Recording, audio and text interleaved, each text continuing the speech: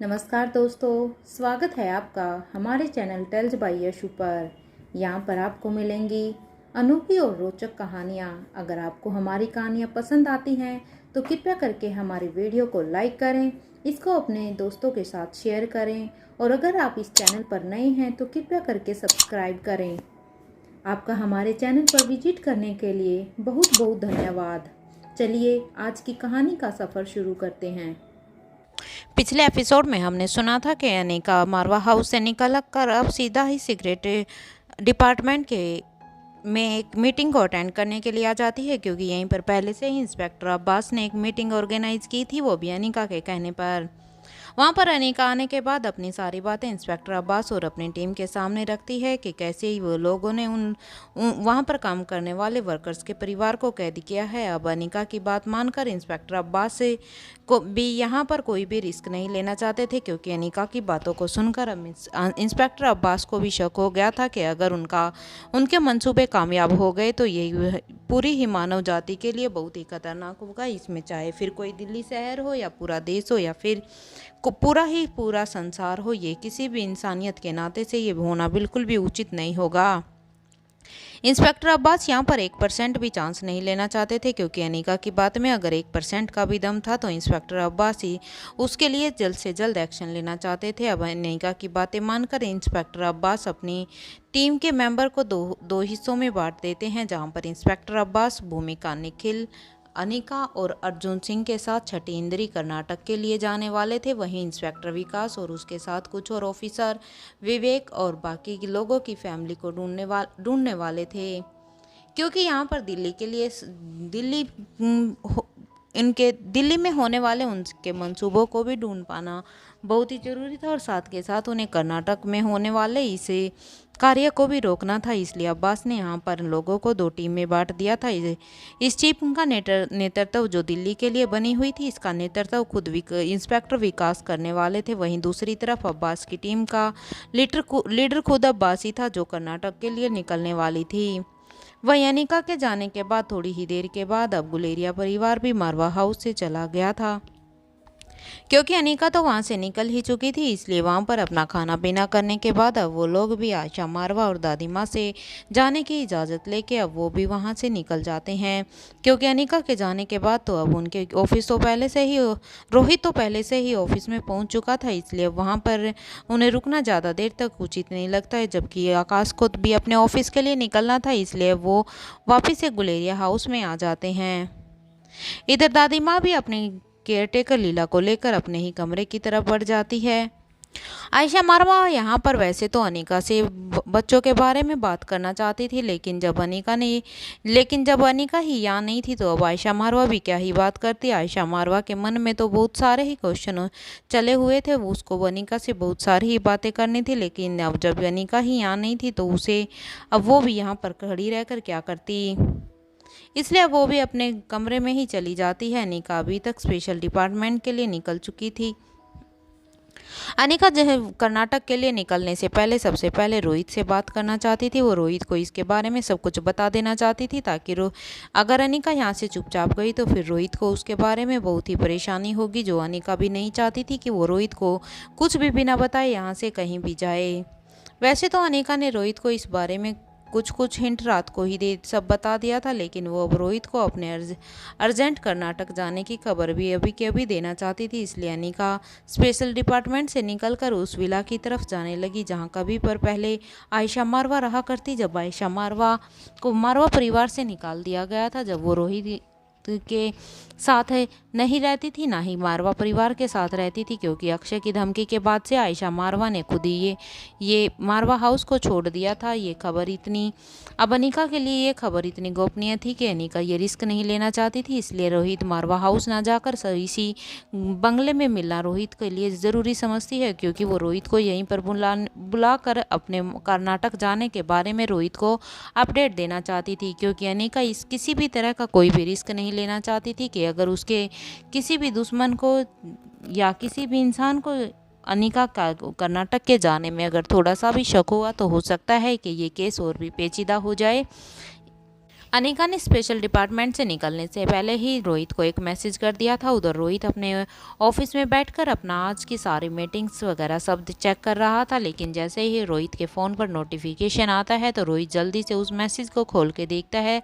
रोहित को मैसेज के नोटिफिकेशन में अनिका का नाम शो हो रहा था, इसलिए रोहित सोचता है कि शायद ये कुछ ज़रूरी ही होगा, और अनिका का नाम देखते ही उसके चेहरे पर एक अजीब सी स्माइल आ गई थी कि रोहित को एक सुकून सा मिल रहा था, और उसकी स्माइल बड़ी ही प्यारी थी। अब रोहित अनिका के भेजे हुए मैसेज को खोलता है तो उसमें लिखा था कि मिस्टर मारवा, मुझे आपसे जल्द से जल्द मिलना है। इसके बदले में अब रोहित भी अनिका को रिप्लाई देता है, अनिका क्या बात है, लेकिन अभी अभी तुम मुझसे क्यों मिलना चाहती हो, क्या कोई ज़रूरी काम है, क्योंकि मैं अभी ऑफिस में थोड़ा सा बिजी हूँ। रोहित का ये मैसेज भेज देने के बाद अब अनिका अपने फ़ोन को चेक करती है। अनिका ड्राइविंग कर ही रही थी, तभी अनिका को ये मैसेज मिलता है। तब अनिका उस मैसेज को पढ़कर फिर से रोहित को फिर से मैसेज भेजती है। अनिका फिर से रोहित को मैसेज भेजती है और मैसेज में लिखती है, मिस्टर मारवा, मुझे पता है कि आपको बहुत ज़्यादा ही काम होगा, लेकिन जितना मुझे ज़्यादा ज़रूरी है शायद उतना ना हो, इसलिए अभी के, क्योंकि अगर उसके बाद अगर आप नहीं आए तो फिर आप मुझे कुछ मत कहना। अनिका की ये बात सुनने के बाद अब रोहित भी काफ़ी कंफ्यूज हो जाता है। रोहित को कुछ भी समझ में नहीं आता कि आखिर अनिका ये ऐसा क्यों कह रही है, क्या कुछ होने वाला है क्या, क्योंकि अनिका जब भी कुछ भी बात जो सब या कोई भी फैक्ट को फेस करने से पहले उसकी वो बात काफ़ी ही शॉकिंग वाली होती थी, इसलिए अब रोहित पहले से ही समझ जाता है कि अनिका जब भी किसी भी बात को शो ऑफ करती है तो वो उसके उस बात में या उसके उस काम में एक शॉक्ड रिएक्शन तो होता ही है। अब अनिका ने आखिर ऐसा क्या कर दिया है जो अनिका अब मुझे फिर से शॉक्ड करना चाहती है। रोहित के मन में फिर से यही दवंदव चल गया था, इसलिए अब उसके लिए भी अनिका क्या सोच रही है, अनिका क्यों मिलना चाहती है, ये जानना बहुत ही ज़रूरी हो गया था। इसलिए अब वो अनिका के मैसेज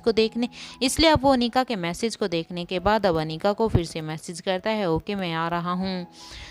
ये मैसेज सेंड करने के बाद अब अनिका फिर से अब अपने मैसेज में उस नोटिफिकेशन को देखती है जो अभी अभी रोहित ने भेजा था, तो अब अनिका वो उसे वेन्यू भेज देती है जहाँ पे रोहित को आना है। वेन्यू सेंड करने के बाद अब अनिका अपने फ़ोन को अपनी ड्राइविंग सीट की दूसरी वाली सीट पर रख देती है और अब वो अपना ड्राइविंग पर फोकस करती है। उधर जब रोहित के पास वो मैसेज आता है तो उस मैसेज को देखने के बाद रोहित जब उस मैसेज में लिखे हुए वेन्यू को देखता है तो एकदम से रोहित बहुत ही हैरान हो जाता है, क्योंकि रोहित को तो खुद भी समझ में नहीं आ रहा था कि आखिर अनिका ने उसे इस विला में क्यों बुलाया था, क्योंकि ये विला शहर से बहुत ही दूर था जहाँ कोई भी नहीं आता जाता था।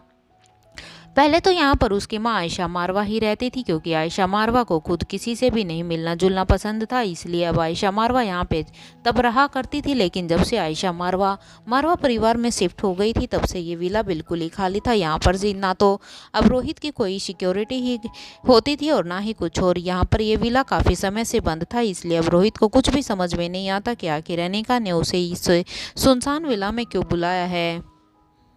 एक तरफ से अनिका की गाड़ी हाईवे पर दौड़ रही थी जो स्पेशल डिपार्टमेंट से निकली थी, दूसरी तरफ अब रोहित भी अनिका के मैसेज को पढ़ने के बाद अपने ऑफिस से निकल चुका था। अब जल्दी से अनिका और रोहित की गाड़ी लगभग दोनों साथ में ही विला में दाखिल हुई। जैसे ही रोहित ने पहले अपनी गाड़ी में से उतर कर देखा तो अनिका भी ऑलरेडी उसके साथ ही आ चुकी थी। उसने उतर कर हमेशा की तरह ही अब अनिका की गाड़ी की तरफ गया और उसने अनिका को गाड़ी से उतरने से पहले ही अनिका की गाड़ी का दरवाज़ा खोला और फिर अनिका के साथ अंदर की तरफ जाते हुए अब रोहित पूछता है, क्या हुआ अनिका, ऐसी क्या बात है जो तुमने मुझे यहाँ पर बुलाया? अगर वो कोई बात करनी थी तो तुम मुझसे घर पर भी तो कर लेती, क्योंकि ये तो तुम भी जानती हो कि ये विला बहुत ही सुनसान है, यहाँ पर कोई आता जाता नहीं है। यहाँ पर तुम्हारा मिलने का क्या कारण है, मुझे कुछ समझ में नहीं आया। रोहित की ये बातें देखकर अब अनिका कहती है, मिस्टर मारवा, कल मैंने आपको विवेक के बारे में बताया था, क्या आपको याद है? कल मैंने बताया था कि विवेक ने मुझे जो भी इंफॉर्मेशन दी है, कैसे वो मुझसे मिला, क्या उसने मुझे उस मेंटल हॉस्पिटल के बारे में इंफॉर्मेशन दी, ये सब मैंने आपको कल ही तो बताया था, क्या आपको याद है? अब रोहित कहता है, हाँ अनिका मुझे याद है, लेकिन तुम ये मुझसे क्यों पूछ रही हो? अब इसके बाद अनिका अपनी बात को आगे बढ़ाते हुए कहती है, मिस्टर मारवा, एक तरफ तो यहाँ दिल्ली हाई डेंजर अलर्ट पर है। दूसरी तरफ से कर्नाटक में भी वो लोग कुछ ना कुछ तो गलत कर ही रहे हैं। उनका मंसूबा कुछ बहुत ही बड़ा है, जैसे कि मैंने तुम्हें बताया था। लेकिन इसलिए जब मैंने इसके लिए सुबह सुबह मीटिंग की थी। मैं सुबह जल्दी ही निकल गई थी। हालांकि घर पर गुलेरिया परिवार आया हुआ था। अनिका के मुंह से ये सुनते ही अब रोहित एकदम से शॉक हो जाता है। अब रोहित कहता है, क्या गुलेरिया परिवार आया था? अनिका कहती है, हाँ मिस्टर मारवा, पहले मैं अपनी बात कंप्लीट कर लेती हूँ, उसके बाद हम उसके बारे में भी बात करेंगे। अब रोहित फिर से कुछ पल के लिए चुप हो जाता है। अनिका अपनी बात को आगे बढ़ाते हुए कहती है कि हाँ, मेरी मीटिंग हुई थी और मेरी मीटिंग में यहाँ पर इंस्पेक्टर अब्बास को मेरी बातों पर यकीन हुआ और वो यहाँ पर 1% भी चांस नहीं लेना चाहते।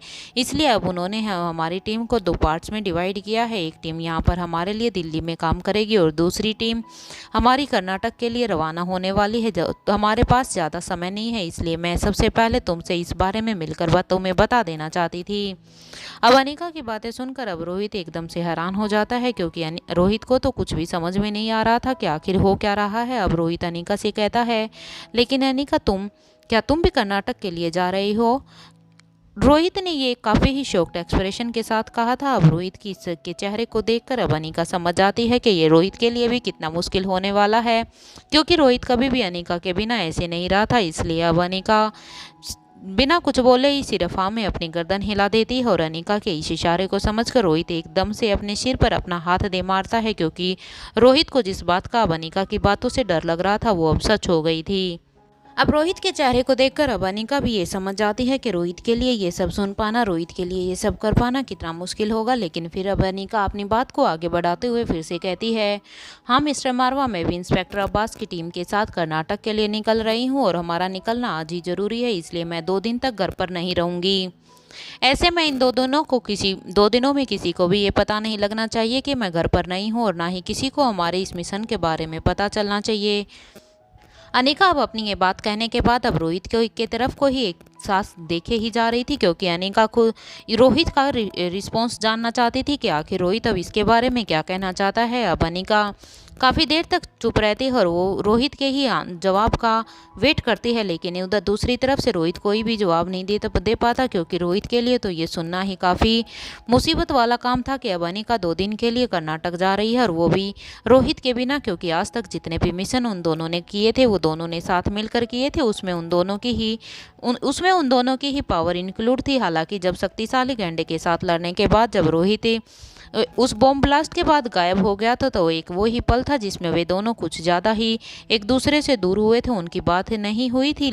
रोहित को कुछ ना कुछ आज फिर से वैसा ही फील हो रहा था, जैसे वो अनिका को पता नहीं कितनी ही दूर भेज रहा है। हालांकि अनिका 2 दिन के लिए ही कर्नाटक जाने की बात कर रही थी, जबकि 2-3 दिन या हफ्ते तक तो अनिका लैब में भी काम कर लेती थी। लेकिन रोहित लैब में तो फिर भी किसी ना किसी तरह से अनिका को खाने पीने का बहाना देकर लैब में चला जाया करता था और अनिका को देख लिया करता था। लेकिन आज रोहित के लिए ये सुनना किसी सदमे से कम नहीं था। इसलिए अब रोहित को ज़्यादा कुछ ना बोलते हुए देखकर अब अनिका फिर से रोहित को एक आवाज़ लगाती है, मिस्टर मारवा, क्या आप सुन रहे हैं?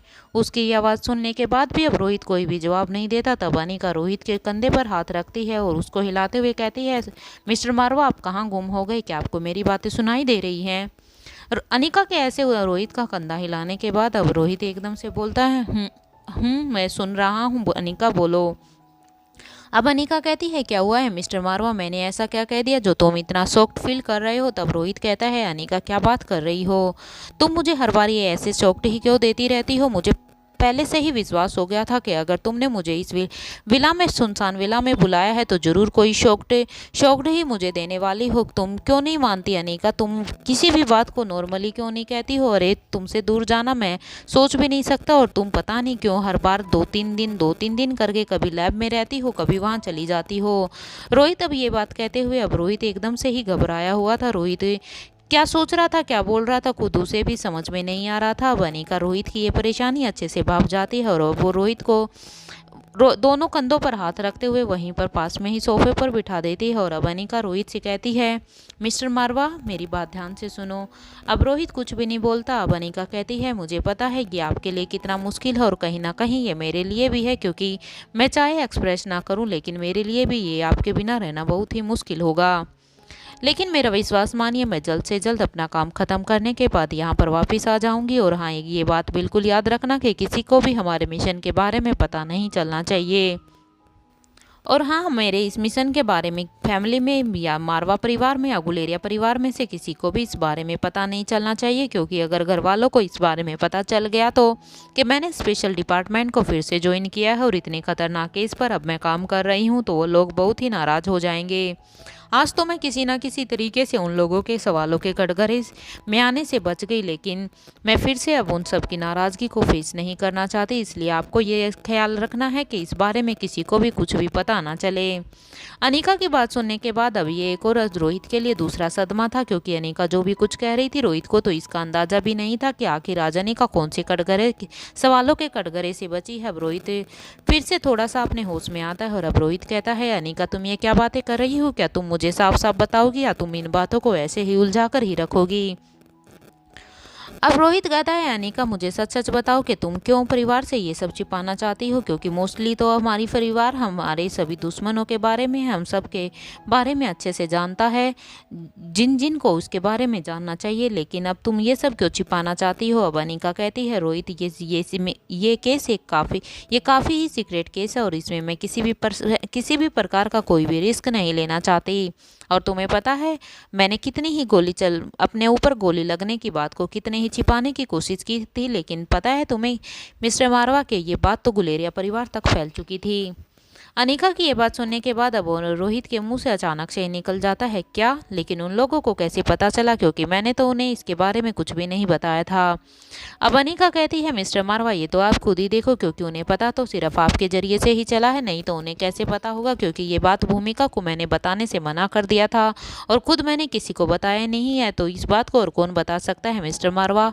अब अनिका रोहित की तरफ ऐसे टेढ़ी टेढ़ी नज़रों से थोड़ा सा गुस्से में देखती है, क्योंकि अब अनिका फिर से रोहित से कहती है, ये क्योंकि ये सिर्फ आपने ही किया है, चाहे जाने अनजाने में ये आपसे ही हुआ है। अब अनिका की ये बात सुनकर रोहित फिर से कहता है, लेकिन अनिका मैंने सच में किसी को भी कुछ भी नहीं बताया है। अब अनिका कहती है, याद करो मिस्टर बारवा, हो सकता है कि आपका फ़ोन डिस्कनेक्ट नहीं हुआ हो और आप किसी से बात कर रहे हो, क्योंकि अनिका को तो इसके बारे में आकाश ने पहले ही बता दिया था कि जब रोहित भूमिका से कोई बात कर रहा था और जब आकाश ने रोहित को फ़ोन किया था तो रोहित ने उसका फ़ोन डिस्कनेक्ट ना करके उसको ऐसे ही अपनी पॉकेट में रखा था, तो फ़ोन कनेक्ट हो गया था। इसलिए आकाश को इसके बारे में पता चल चुका था कि अनिका को गोली लगी है।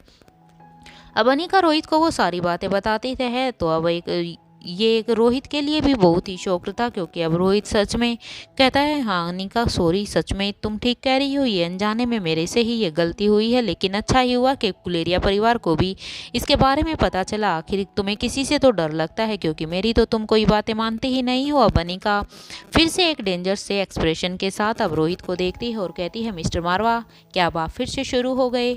इस बात को लेकर हम इसके बारे में पहले ही बात कर चुके हैं और कहीं ना कहीं आप भी अब इस बात को जानते ही हैं, फिर भी आप फिर से शुरू हो गए।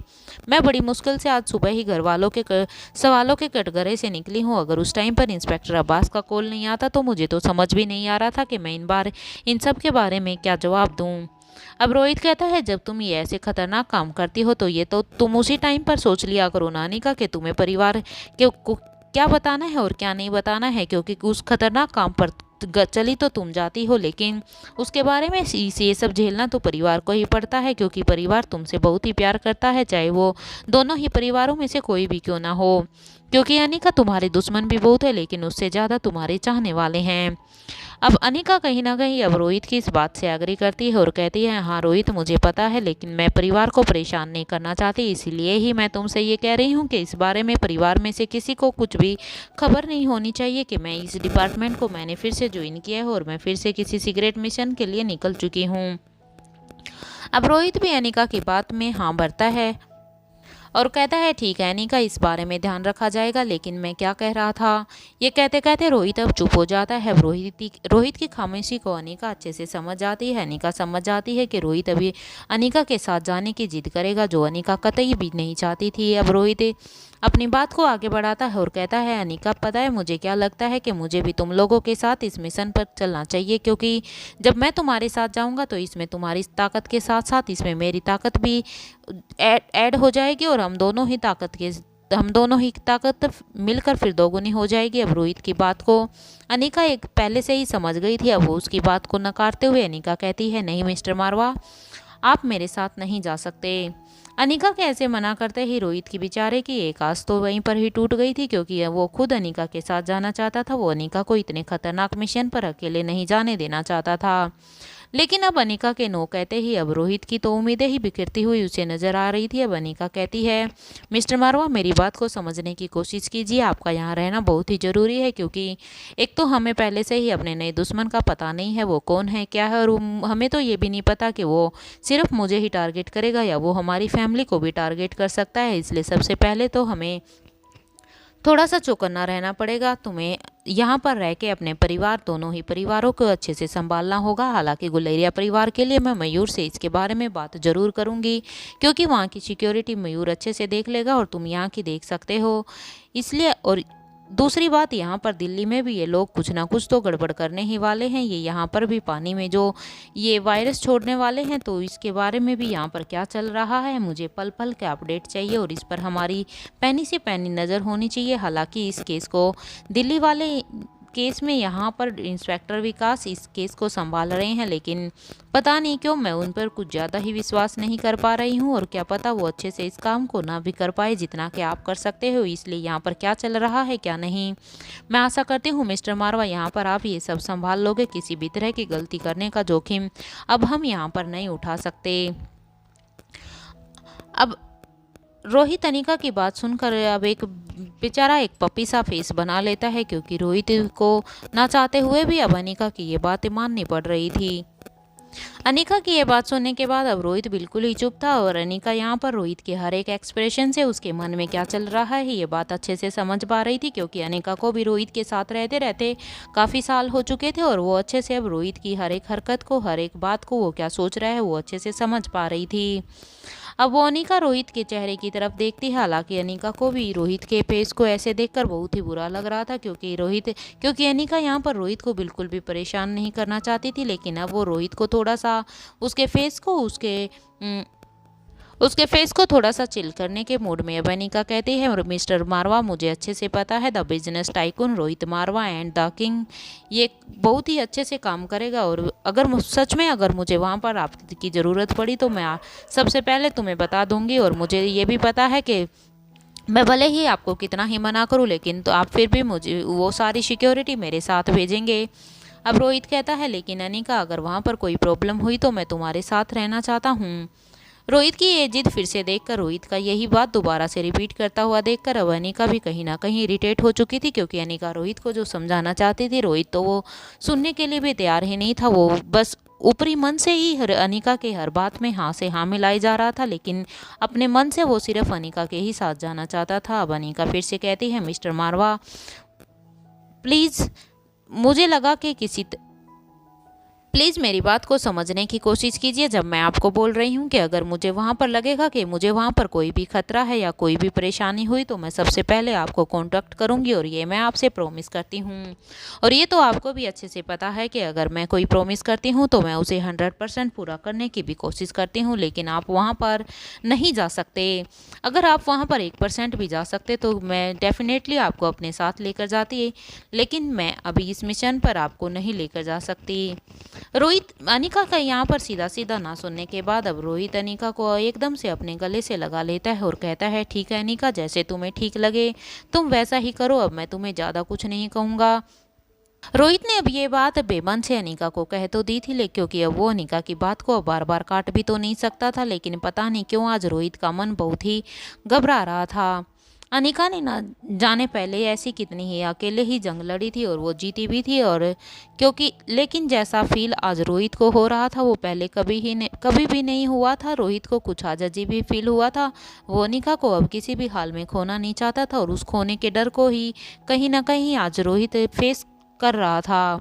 पता नहीं ये कुछ दिन पहले अनिका को गोली लगी थी, या तो उसके कारण उस रोहित को महसूस हो रहा था, या फिर कुछ और था, या अनिका को पर कोई खतरा आने वाला था जिसका आभास रोहित को अभी पहले से ही हो रहा था। जैसे ही अनिका ने रोहित के मुंह से सुना कि ठीक है तुम जाओ मैं सब संभाल लूँगा, तभी अनिका ने रोहित को अपनी बाहों से खुद से निकालते हुए वो रोहित को अपने आप से थोड़ा सा दूर करते हुए कहती है, ओके मिस्टर मारवा, मुझे शायद अभी चलना चाहिए क्योंकि हम पहले से ही इस काम में बहुत ही लेट हो चुके हैं। हमारे पास सिर्फ 2 दिन का ही टाइम है। अगर 2 दिन के अंदर हमने उन लोगों को नहीं रोका तो पता नहीं क्या ही तबाही मच जाएगी। यहाँ पर सब में हाहाकार मच जाएगी और फिर उस हाहाकार को, इस वायरस को कोई भी नहीं रोक पाएगा। और इसका तो अभी तक एंटीडोट भी हमारे पास नहीं है।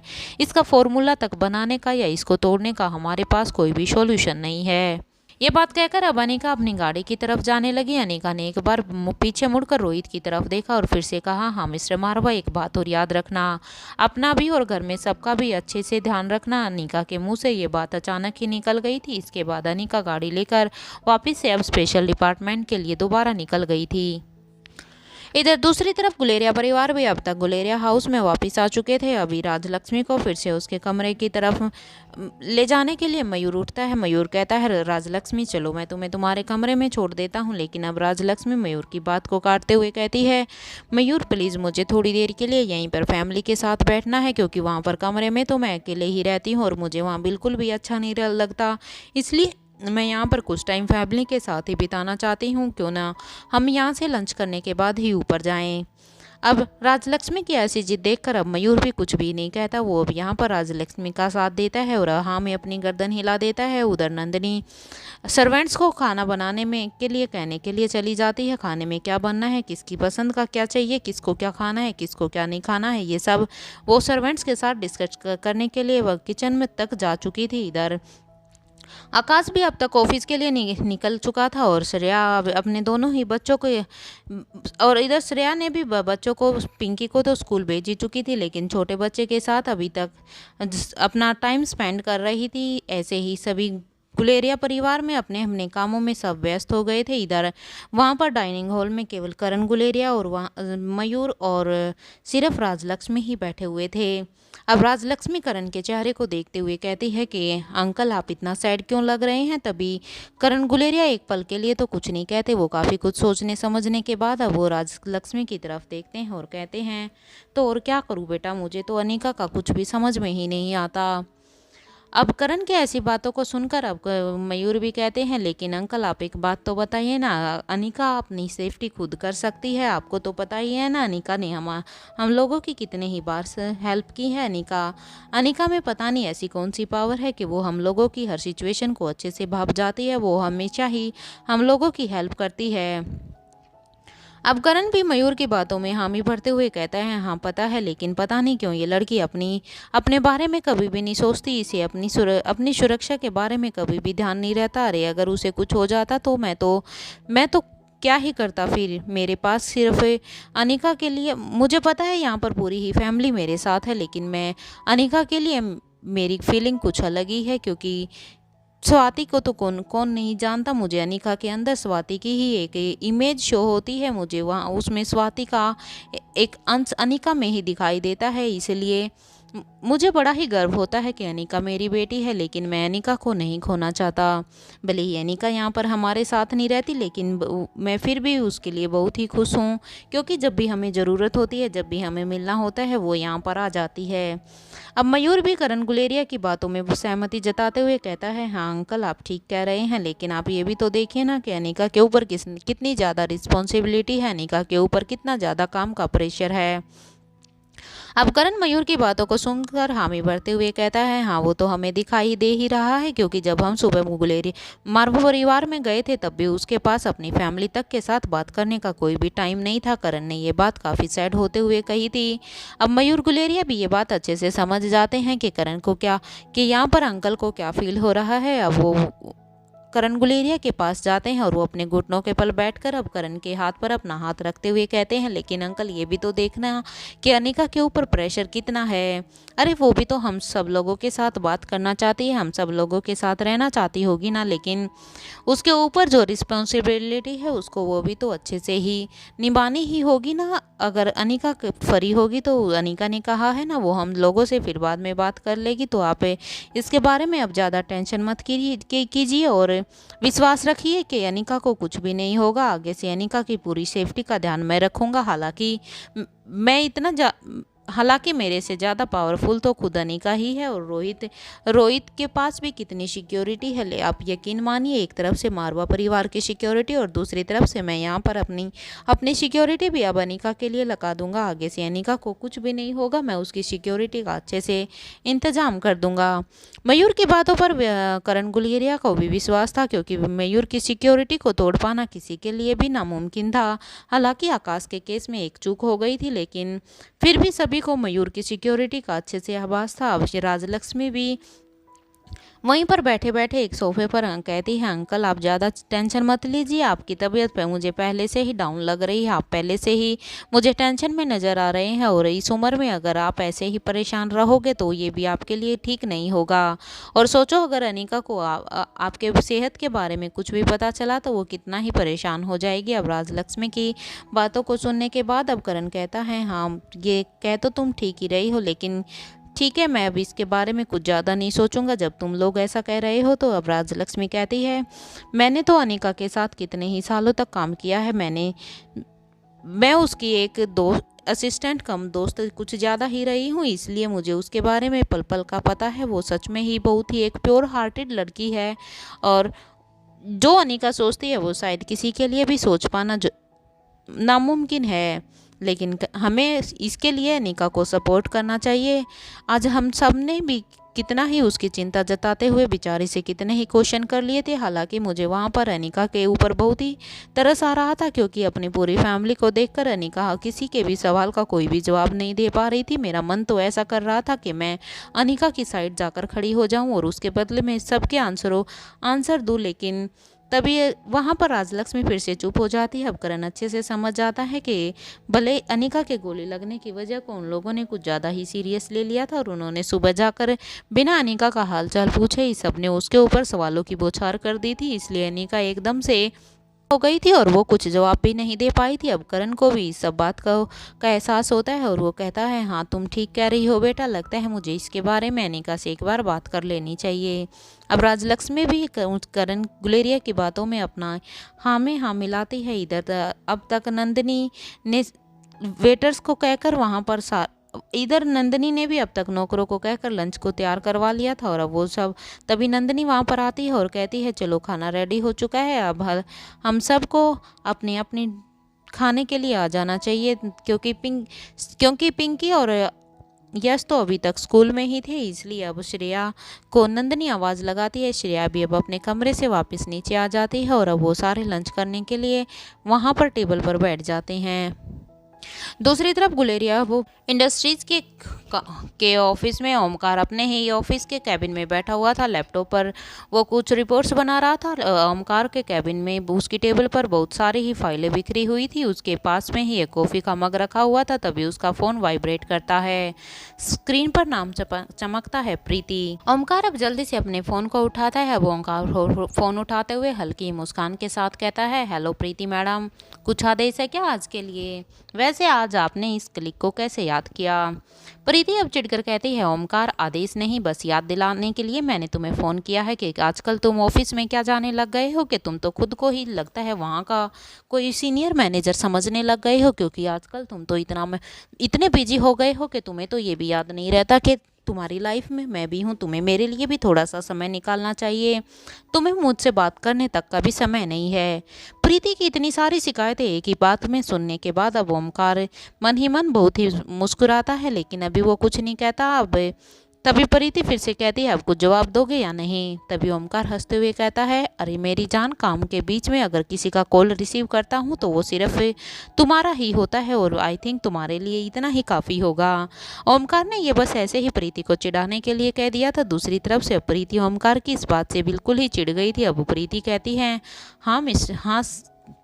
हाँ ओमकार, तुम ठीक ही तो कह रहे हो, क्योंकि काम तो सिर्फ आजकल बस ओमकार ही करता है। बाकी यहाँ पर पूरी दुनिया तो ऐसे ही खाली बैठी रहती है। मेरे पास तो कोई काम ही नहीं है ना? कह तो ऐसे रहे हो जैसे पूरी दुनिया भर का काम तो ओमकार के ही पास पड़ा हुआ है।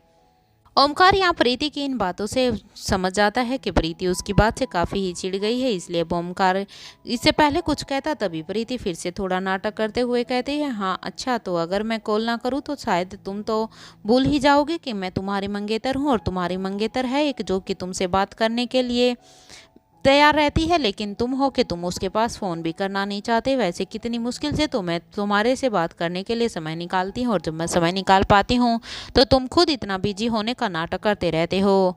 ओमकार प्रीति की बातों को सुनकर कहता है, अरे नहीं बाबा, तुम तो मेरी हर एक्सेल सीट में बसी हो। देखो, जहाँ पर पी लिखा है वहाँ पर भी तुम्हारी तस्वीर नजर आती है। ओमकार की अब एकदम से ये बात सुनने के बाद अब प्रीति कहती है, ओह, तो अब मैंने कॉल कर लिया है और अब मैं तुम्हें इतना सुना रही हूँ, तो अब तुम जानबूझकर अब रोमांटिक भी हो गए हो क्या? वैसे तो ये तुम्हारा रोमांटिक पना कहाँ चला जाता है, तुम्हें तो याद तक नहीं आती। अब ओमकार कहता है, जब मेरी मंगेतर ही इतनी प्यारी हो तो आदमी को थोड़ा तो शायर, थोड़ा आशिक और थोड़ा तो गुलाम तो बनना ही पड़ता है। वो बात अलग है कि मैंने अब ऑफिस ज्वाइन किया है, तो मैं अभी एक काम को जल्द से जल्द सीखना चाहता हूँ, क्योंकि मैं अब और ज़्यादा डिले नहीं करना चाहता। मैं जल्द से जल्द अपने पैरों पर खड़ा होना चाहता हूँ, ताकि मैं बड़े ही शान से अपने मंगेतर से शादी कर सकूं। मेरे अंदर भी वो एक कॉन्फिडेंट बिल्ड हो। अब ओमकार की बातें सुनने के बाद अब प्रीति को भी मन ही मन में काफ़ी ओमकार के लिए प्राउड फील हो रहा था। अब प्रीति कहती है, ओके ओके, समझ में आ गया मंगेतर साहब। फिर से ओमकार को कहती है, वैसे तुम तो इतने काम के साथ इतने बुलक्कड़ भी हो गए हो कि तुम्हें तो कुछ याद भी नहीं रहता। तुम्हें याद है कि तुमने पीछे मुझसे क्या प्रॉमिस किया था? प्रीति की ये बात सुनने के बाद ओमकार अब कुछ पल के लिए फ़ोन पर ही सोचने लग जाता है। अब वो कहता है, क्या प्रॉमिस किया था प्रीति? मुझे तो कुछ याद सच में नहीं है। अब प्रीति कहती है, वैसे मैं बताती हूँ, तुमने पिछले हफ्ते कहा था कि हम इस रविवार डिनर पर चलेंगे। अब क्या ऑफिशियली मीटिंग उसमें भी आ जाएगी क्या? मुझे उस डिनर के लिए भी तुमसे ऑफिशियल अपॉइंटमेंट लेना पड़ेगा? ओमकार अब थोड़ा सा सक पका जाता है, क्योंकि ओमकार को याद आता है कि हाँ, उसने खुद ही आगे से प्रीति को डिनर के लिए इनवाइट किया था। वो कहता है, नहीं नहीं, इस बार पक्का सिर्फ मैं और तुम और तुम्हारी पसंद का खाना। अब प्रीति ओमकार की बातों में खुश हो जाती है, लेकिन ओमकार, याद रखना कभी तुम फिर से भूल ना जाओ। अब प्रीति कहती है, पक्का वादा करते हो ना? ओमकार कहता है, ओमकार गुलेरिया की कसम। प्रीति कहती है, ओ, अब बात कुछ बन रही है। प्रीति फिर से कहती है, वैसे ओमकार, तुम्हारी आवाज़ सुनने के बाद ही दिन अच्छा हो जाता है। अब ओमकार मुस्कुराते हुए कहता है, और तुम्हारी शिकायतें सुनकर मेरा दिल हल्का हो जाता है। अब दोनों तरफ से दोनों ही हंसने लग जाते हैं। अब प्रीति कहती है, अच्छा ओमकार, सुनो, बहुत मिस कर रही हूँ मैं तुम्हें। अब ओमकार कहता है, मैं भी प्रीति तुम्हें बहुत ही मिस कर रहा हूँ। जल्दी से बस शाम हो जाए ताकि मैं एक बार मारवा हाउस आऊँ और तुमसे मिल सकूँ। अब प्रीति कहती है, चलो रहने दो और तुम अब अपना काम करो, लेकिन हर 2 घंटे में मुझे याद कर लेना नियम से। अब ओमकार हंसते हुए कहता है, ओके मैडम, आपका आदेश मेरे सर आंखों पर। अब प्रीति शर्माते हुए कहती है, ओके ओमकार, बाय बाय। मुझे भी अनिका दी ने कुछ काम दिया है, मैं भी उसको जल्दी से फिनिश करती हूँ। अब ओमकार भी कहता है, बाय प्रीतु। अब दोनों ही अपने अपने फ़ोन को डिस्कनेक्ट कर देते हैं। ओमकार अब एक गहरी मुस्कान के साथ फिर से अपने लैपटॉप में देखता है और फिर मन लगाकर अपने काम में लग जाता है।